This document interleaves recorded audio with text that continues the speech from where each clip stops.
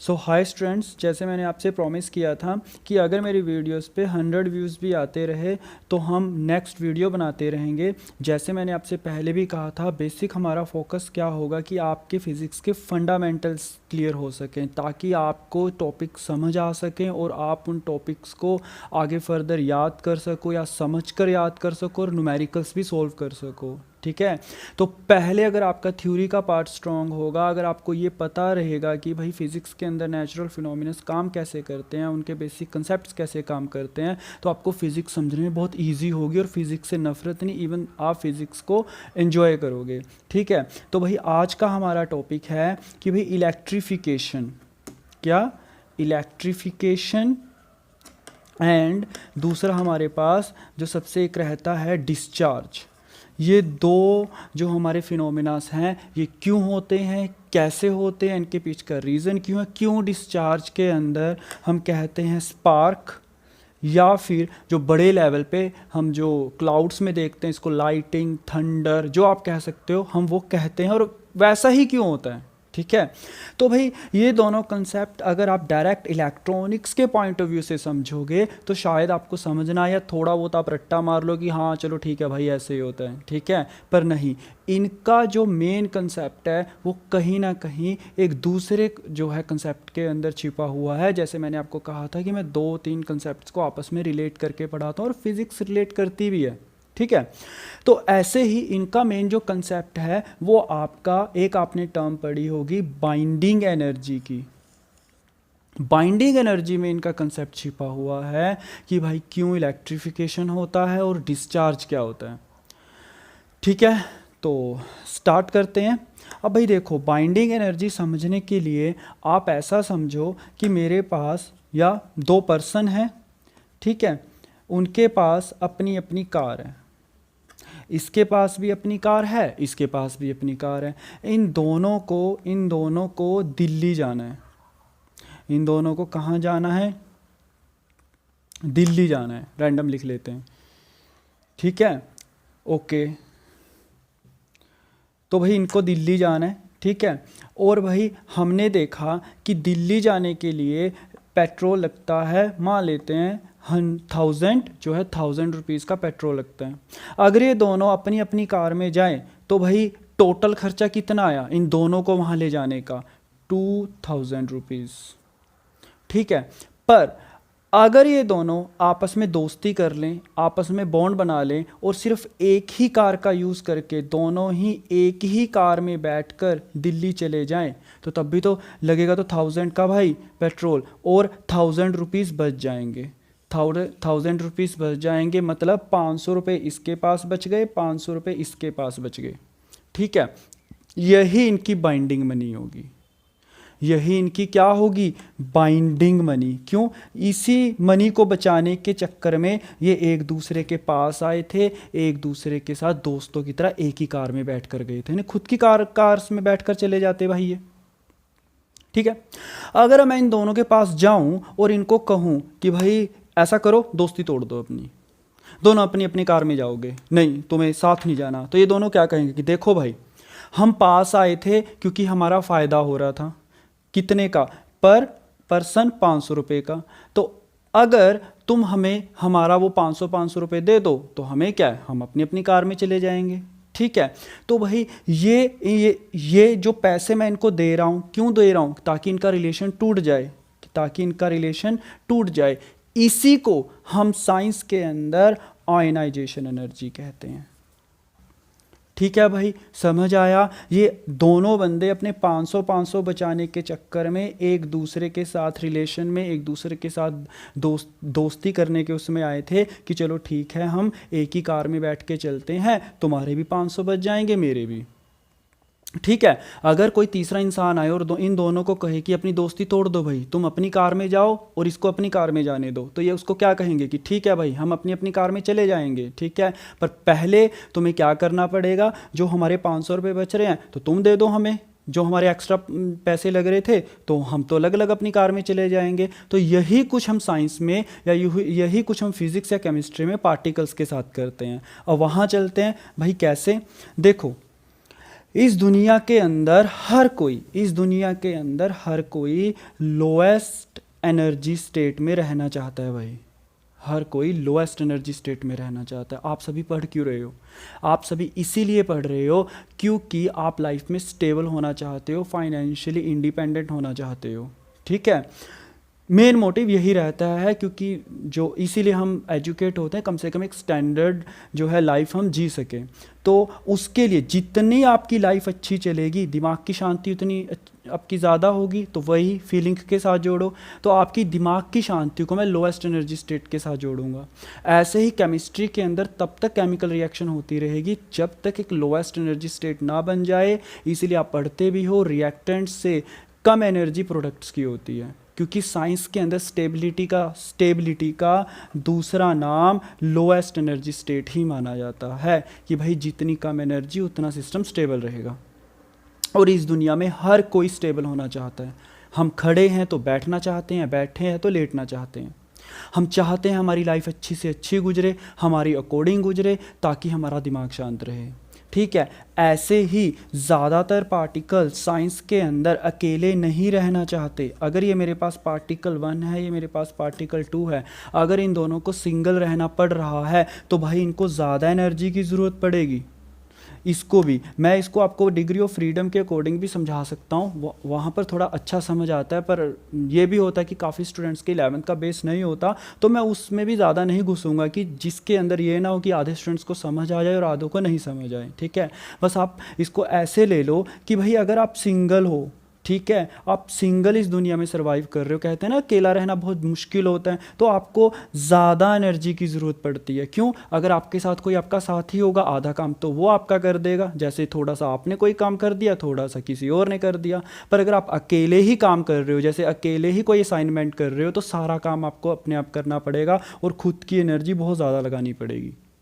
पर अगर आप एक टीम वर्क कर रहे हो तो आधी नोटबुक उसने बना दी, आपने कुछ इंटरनेट का काम कर दिया, तो एक थोड़ा सा आप फिर भी एज अ सिंगल पर्सन से, अगर आप एक टीम में काम कर रहे हो तो आपकी माइंड में लोएस्ट एनर्जी स्टेट बन जाएगी। ठीक है भाई, आगे चलते हैं। ऐसे ही साइंस के अंदर अगर मेरे पास मान लो 2 अलग अलग पार्टिकल्स हैं, ठीक है, मेरे पास क्या है, 2 अलग अलग पार्टिकल्स हैं, इसको सिंगल रहने के लिए कम से कम सर्वाइव करने के लिए 100 एनर्जी की ज़रूरत पड़ रही है, इसको भी 100 एनर्जी की ज़रूरत पड़ रही है। पर अगर ये दोनों कपल बना लें, मतलब एक टीम बना लें, तो भाई वही जैसे अगर आपको इकलौते को असाइनमेंट को सोल्व करना है तो भाई ज़्यादा आपको जो है एनर्जी की ज़रूरत पड़ेगी। पर एक टीम वर्क कर रहे हो तो बन जाएगा काम, सेम काम बन जाएगा। तो वैसे ही इनको कम एनर्जी की ज़रूरत पड़ती है अगर ये ग्रुप बना लें, अगर ये बॉन्ड बना लें। क्या बना लें? बॉन्ड बना लें। ठीक है, तो मान लो अलग अलग इनको टोटल एनर्जी कितनी देनी पड़ रही थी, अगर अलग अलग रह रहे थे 200, तो यहाँ पर मान लो 150 ही देनी पड़ेगी। ठीक है, क्यों? क्योंकि भाई ये आपस में एक बॉन्ड में आ गए, और ये ऐसा होता भी है। तो भाई क्या हुआ, 50 एनर्जी हमारी जो है एक्स्ट्रा निकल गई। 50 एनर्जी को अब इनको ज़रूरत नहीं है। ठीक है, वैसे ही पेट्रोल वाली याद करो, क्योंकि इकट्ठे हो गए, टीम में हो गए। ठीक है, तो ये बॉन्ड बनाते टाइम ये एनर्जी रिलीज़ कर देंगे, क्योंकि ये कहेंगे कि अब हम सिंगल रहने की ज़रूरत नहीं, हम एक टीम में आ चुके हैं और हमें कम एनर्जी की ज़रूरत है, उसमें हम सर्वाइव कर लेंगे। तो ये जब बॉन्ड बनाते टाइम जिस एनर्जी को ये रिलीज़ करेंगे उसको हम कहेंगे बाइंडिंग एनर्जी, क्योंकि ये देखो ये आपस में क्या कर रहे थे, बाइंडिंग। ठीक है भाई, तो बाइंडिंग करते टाइम जो एनर्जी निकली, बाइंडिंग एनर्जी। ओके, अब एक तीसरा बंदा इन दोनों की जोड़ी से जल रहा है, वो तीसरा बंदा आके कह रहा है, थर्ड पार्टिकल आके कह रहा है, ये फर्स्ट था ये सेकंड था, कि तुम दोनों अपनी दोस्ती तोड़ दो, तुम दोनों अपना बॉन्ड तोड़ दो, तुम दोनों अपना रिलेशन तोड़ दो। तो ये कहेंगे ठीक है भाई, हम अपना रिलेशन तोड़ देते हैं, पर कम से कम हम रिलेशन बनने से पहले जितनी एनर्जी लेकर बैठे थे उतनी तो दो, क्योंकि देखो अब टोटल इन दोनों के पास 150 है, तो देखो वो दोनों अगर पर पर्सन के हिसाब से एनर्जी देखो, पर पार्टिकल के हिसाब से एनर्जी देखो, तो वो 100 से कम बैठेगी।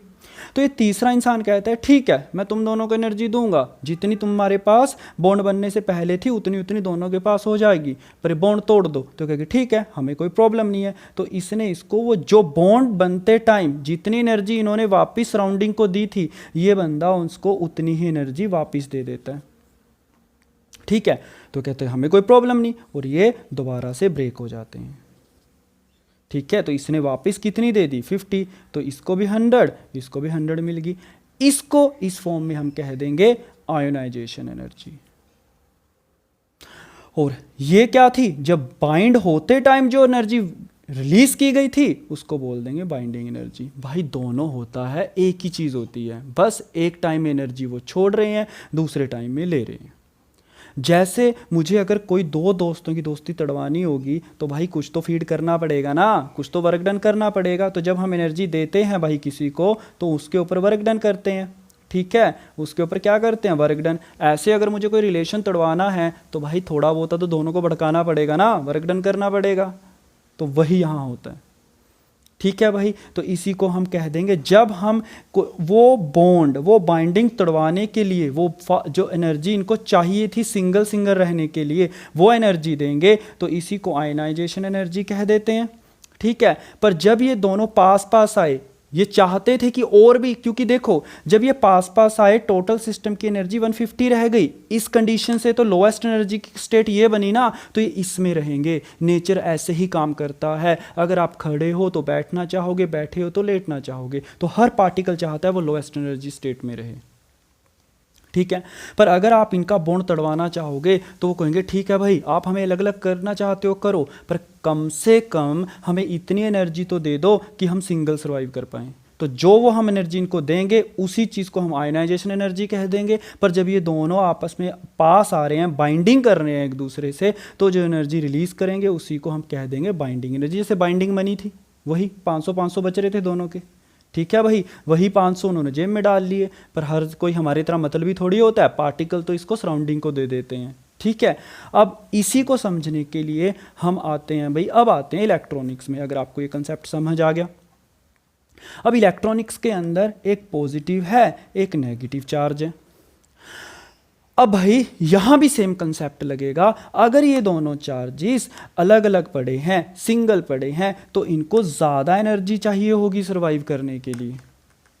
पर अगर ये एक दूसरे के साथ आकर बाइंड हो जाएं, एक बॉन्ड बना लें, तो भाई इनको कम एनर्जी में भी काम चल जाएगा, कम एनर्जी में भी काम चल जाएगा इनका। ठीक है, तो भाई ये लोएस्ट एनर्जी स्टेट हुई या ये लोएस्ट एनर्जी स्टेट हुई, तो ये लोएस्ट एनर्जी स्टेट हुई। दैट्स वाई पॉजिटिव और नेगेटिव एक दूसरे से बंध कर रहना चाहते हैं। क्यों? क्योंकि वो लोएस्ट एनर्जी स्टेट है। तो इसीलिए आप देखोगे कोई भी पॉजिटिव और नेगेटिव आपस में इस स्टेट में रहना चाहते हैं, अगर कोई कंपल्शन ना हो उन्हें। ठीक है, पर अगर मुझे इसको भाई इनका बॉन्ड तड़वाना है, इनका बॉन्ड तड़वाना है, तो मुझे इनके ऊपर क्या करना पड़ेगा, वर्क डन। वर्क डन के जरिए हम क्या देते हैं, एनर्जी। ठीक है, मैं इनको एनर्जी दूंगा, क्या भाई अलग अलग हो जाओ, ये कह रहे हैं ठीक है अलग अलग हो जाएंगे, पर कम से कम सिंगल सर्वाइव करने के लिए तो हम एनर्जी दो जो हमने बाइंडिंग करते टाइम रिलीज की थी। ठीक है, तो मैं इनको वर्क डन करके एनर्जी दूंगा और ये दोनों अलग अलग हो जाएंगे। ठीक है, कैसे देते हैं हम एनर्जी, रबिंग करके। तो रबिंग करना क्या होता है, चार्जेस के ऊपर वर्क डन कर रहे हैं हम। ठीक है, अब ये अलग अलग तो हो गए, पर इनको तो यही स्टेट प्यारी थी ना, इनको तो यही स्टेट प्यारी थी। क्योंकि बेशक मैंने इनको पैसे देकर अलग अलग कर दिया, पैसा मीन्स एनर्जी देकर अलग अलग कर दिया, पर इनको ज़्यादा सूटेबल तो लोएस्ट एनर्जी स्टेट थी। पर ये इनकी तमन्ना रहेगी कि दोबारा इसी स्टेट में आ जाए। तो ये चार्ज, पॉजिटिव चार्ज अपने आसपास किसी नेगेटिव चार्ज को ढूंढना जो है स्टार्ट करेगा, ये किसी पॉजिटिव चार्ज को ढूंढना स्टार्ट करेगा। इनकी इस आदत के कारण, इनकी इस आदत के कारण, एक और पॉइंट ऑफ व्यू से चार्ज को समझ लो, इनकी इस आदत के कारण जो फिनोमिना, जो एक कैरेक्टरिस्टिक क्रिएट होगी, उसी को हम चार्ज कहेंगे, या फिर पूरे फिनोमिना को कह देंगे, क्योंकि चार्ज प्रोड्यूस हुआ है इलेक्ट्रिफिकेशन। ठीक है भाई, क्या कह देंगे, इलेक्ट्रिफिकेशन। क्यों? अगर आपने इन दोनों को अलग अलग कर दिया, सिंगल कर दिया, तो ये दोबारा से इसी स्टेट में आना चाहते हैं, तो ये अपने सराउंडिंग में फोर्स लगाना स्टार्ट कर देंगे, प्लीज़ कोई नेगेटिव आ जाओ, हम दोबारा से कर देंगे, हमें ये फालतू एनर्जी नहीं चाहिए। तो इस फिनोमेना के कारण जो करैक्टरिस्टिक्स प्रोड्यूस हुई उसको चार्ज कहेंगे, क्योंकि मैंने कहा था कि चार्ज करैक्टरिस्टिक होती है। पर इस पूरे फिनोमेना को क्या कहेंगे, इलेक्ट्रिफिकेशन। तो भाई एक नंबर में अगर कभी आ जाए या कोई टीचर पूछ ले तो भाई इलेक्ट्रिफिकेशन क्या होगा, तो भाई इलेक्ट्रिफिकेशन होगा आपका इलेक्ट्रिफिकेशन सिंपल लैंग्वेज में क्या होगा, to give charge, to give a property of charge, या फिर भाई कहीं पर चार्ज को जनरेट करना। ठीक है, कैसे, दोनों को अलग अलग करके आप लोएस्ट और हाईएस्ट एनर्जी स्टेट के पॉइंट ऑफ व्यू से भी समझ गए। तो ऐसे ही अगर कोई मास न्यूट्रल है तो उसके अंदर नंबर ऑफ पॉजिटिव और नंबर ऑफ नेगेटिव इक्वल। इसका मीनिंग क्या होता है भाई, जोड़ी बनाकर बैठे हैं वो अगर दोनों को पास रख दो तो जोड़ियां बन जाएंगी। ठीक है, पर मैं ये अब मास क्या था, न्यूट्रल था, पर मैंने कहा कि नहीं चलो मास के ऊपर चार्ज क्रिएट किया जाता है, तो मैं क्या करूंगा, वर्क डन करूंगा। अगर वर्क डन किया तो मैं क्या करूंगा, किसी एक को उसकी जोड़ी से तोड़ दूंगा, अलग ले जाऊंगा। तो भाई मुझे इस जोड़ी को तोड़ने के लिए इनको एनर्जी देनी पड़ी। ओके, एनर्जी देनी पड़ी तो ये हायर एनर्जी उसमें चले गए, क्योंकि देखो इसलिए अब याद करो भी केमिस्ट्री के अंदर इलेक्ट्रॉन को निकालने के लिए एनर्जी देनी पड़ती थी। क्यों, वहां भी देखो पॉजिटिव और नेगेटिव इलेक्ट्रॉन ऐसे घूम रहा है पर अपना सब शांत बैठे हैं वो, पर अगर मुझे इलेक्ट्रॉन को निकालना है कहाँ, बाहर, तो एनर्जी देनी पड़ेगी। कितनी देनी पड़ेगी, जितनी इस इलेक्ट्रॉन ने इस न्यूक्लियस के साथ, इस पॉजिटिव के साथ बाइंडिंग करते टाइम रिलीज की थी। क्योंकि इलेक्ट्रॉन को कम से कम भाई इतनी एनर्जी तो दे ना, कि जब मैं जितनी मेरे पहले थी कम से कम सिंगल में सर्वाइव तो कर जाऊं। ठीक है भाई, तो वही हमने किया। तो रब करके हम यही करते हैं, मास के अंदर से एक नेगेटिव चलो अभी कह सकते हो पॉजिटिव, कुछ भी, इनकी जोड़ी तोड़ देंगे किसी एक की। ठीक है, और उसके लिए हम इनको एनर्जी दे देंगे, लालच, क्योंकि बिना लालच से इस दुनिया में कोई काम नहीं करता। तो अगर जोड़ी तड़वानी है तो इनको भी लालच देना पड़ेगा, चल भाई एनर्जी ले ले। पर इनको बाद में पता चलता है कि भाई लालच के चक्कर में तो नुकसान कर बैठे, स्टेट ही हायर कर ली अपनी।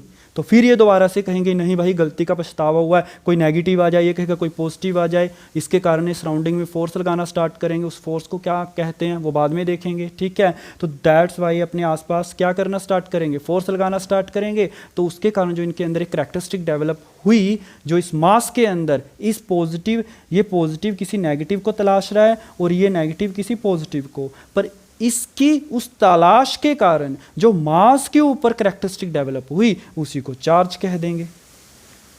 पर इस करैक्टरिस्टिक को डेवलप करने में जो फिनोमिना है उसी को इलेक्ट्रिफिकेशन कह देंगे। ठीक है भाई, समझ आ गया। आई थिंक आपको ओवरव्यू या बेसिक चीज इलेक्ट्रिफिकेशन की समझ आई हो। तो इलेक्ट्रिफिकेशन का क्या है, कहीं पर चार्ज की प्रॉपर्टी को पैदा कर देना, दो चार्जेस को अलग अलग करके।